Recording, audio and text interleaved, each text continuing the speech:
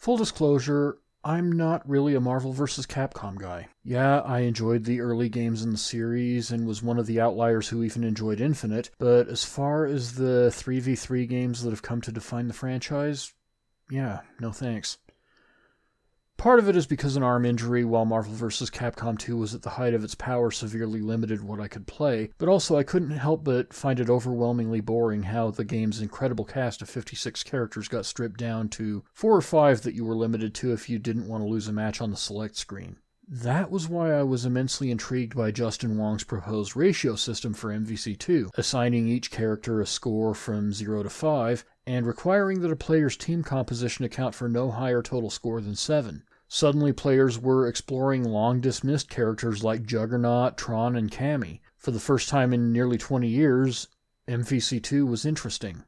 As much as I tend to dislike popular streamers, since the very traits that tend to make them popular are the same traits that make them insufferable to me, one exception I make is Maximilian. Compared to the usual crop of paper-thin, dust-headed hype men determined to pump you full of the same artificial enthusiasm they're fueled by, Maximilian is a sober, level-headed, thoughtful voice of the fighting game community.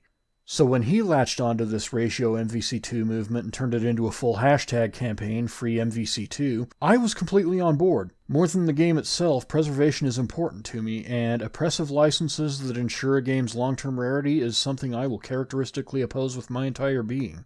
With Maximilian taking the helm, I really felt like this was something that could gain traction. At the very least, it was something that could give this new, interesting take on MVC2 a viable and direct path to the player base, which it hasn't really had since it was delisted from PlayStation 3 and Xbox 360 storefronts.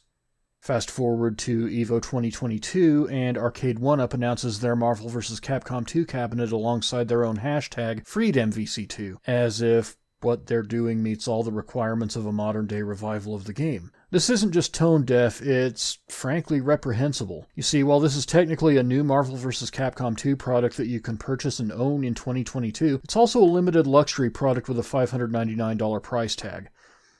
How free can you say MVC2 has become when it's tethered to a cost-prohibitive item that will most likely be gone as quickly as it arrived?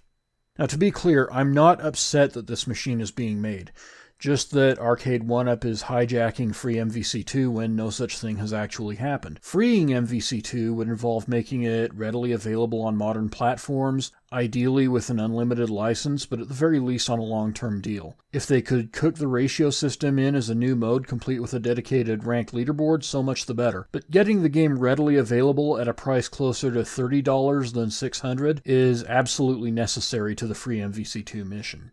And the real threat here is that the message Arcade 1UP is attaching to this release gets backed up by a positive reception by the players and taken by Marvel, Capcom, or even Disney themselves as a sign that our work here is actually done, and that nothing further needs to take place in order to properly restore Marvel vs. Capcom 2. In fact, the entire fighting game community, or at least those with a vested interest in MVC2's restoration, or just an interest in game preservation all around, should be mobilizing to shout down that message and make it clear that MVC2 has not been freed in any way that matters. I may not be a fan, but damn it, MVC2's history demands better than this. And that's all for now. If you like this video, be sure to like, comment, share, and subscribe. I'm Patrick Mifflin, sounding off.